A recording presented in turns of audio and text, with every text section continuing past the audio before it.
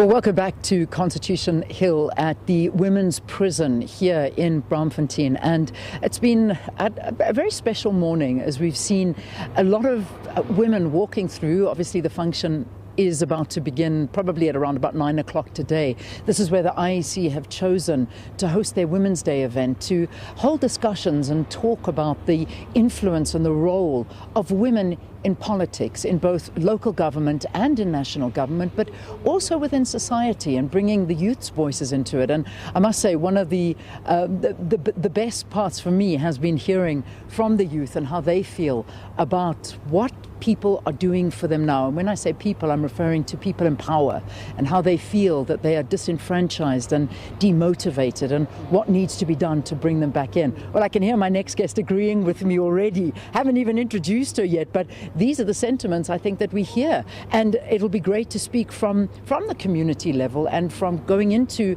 the provinces. With me now, I've got Ms. Nkaro Matela, who is the IEC Limpopo Provincial Electoral Officer. Yeah, I hear you agreeing with me on how the youth are feeling, because when I was chatting to these young girls, and they were just saying the youth just don't know, we're leading them in the wrong direction and letting them down. Talk to me about how the youth feel in Limpopo when you speak to them. Indeed, the issue of youth is a serious concern. Yeah. HSRC has confirmed that the youth are disinterested and disengaged. We're losing our young people, and unless we take them by hand and allow them to express their views on how they see this democracy, I think it's quite important that we should actually do that. Yeah. If you check the registration numbers, the young people are in the minority, and yet we're a youthful country. The majority of citizens of South Africa are young people, and yet on the voters' roll, they're simply not there. So there's something that we're not doing right, yeah. And unless we give young people an opportunity to express themselves on how they would like to experience democracy, how they would like to become responsible citizens, so that the future is actually bright for all of us. And that's a vitally important role, because the future is what counts. The future is the mapping and the molding of this country into something that they deserve. But right now, the path we are going in, I feel that they are despondent, that this is not what they feel that they deserve. How do we hear the voices? I mean, I know you work, particularly during the election time, in the run-up to the IEC. When you're working in such a vast province like Limpopo, how do you address them? How do you get to the youth? Well, fortunately, we have youth organized and in a campus, for example. We have several campuses. We have several universities. We have several TVET colleges. We have a special program where we are in these colleges and universities, where we are talking to young people, encouraging them to participate and love democracy. When they organize their SRC elections, we are deliberately there as the IEC, yeah, to try and instill this sense of responsibility, the sense of democracy. We want elections that are free and fair, even at a university level when we elect SRC members. Out of universities and out of school, we also have youth in traditional rural communities, and we are trying to reach out. Our numbers are increasing, and we think we are turning around the situation. So the reality is that obviously when you go to university levels, school levels, when you have these SRC elections, this is where you become accustomed to electioneering and to politics, and that's how we get the message through to them, I hope. But I want to find out a little bit more about away from those kind of institutions. And if you go deep into the villages and the rural areas, that's very important.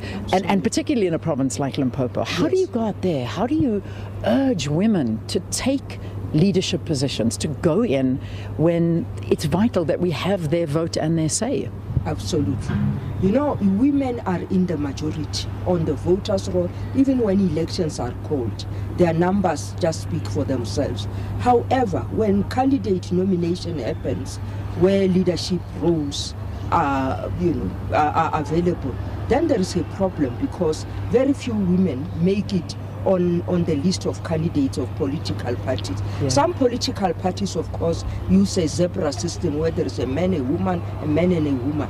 But other political parties, they do not have that. And I wish that we could amend our legislation to actually force political parties to have and respect the fact that women are actually leaders in their own right. If we get them young to lead, and I'm happy that some universities have young girls as SRC presidents. I think we want to congratulate those institutions.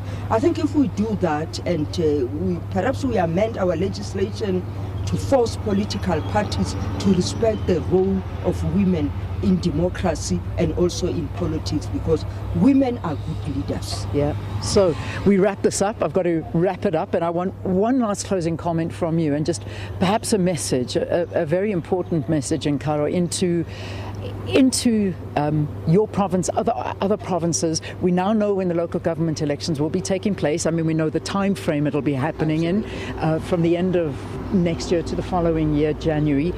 What do you say to people about going out there and voting? Let's start from now. What's that message you want to leave them with? In fact, you are saying municipalities are actually closer to us, unlike national, Cape Town and provincial.